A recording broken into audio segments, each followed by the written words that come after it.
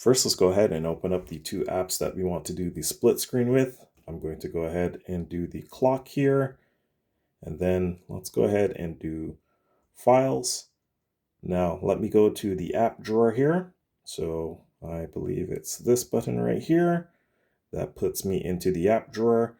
Now from here, I can click on the section there that said files, and then I could do the split screen, and then I can choose the second app here, and that allows me to easily do it. Now say for instance, if you don't have this 3-button layout, but you have the gesture bar, I'll show you how to do it as well.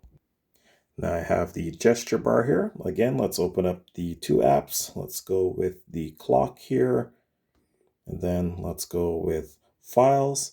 Now we just need to go into the app drawer. I usually just take my finger and make sure I am selecting the gesture bar here, just like that. Now you get that option for the drop down once again. Select the first app, click on split screen here. Now let's go to the second app.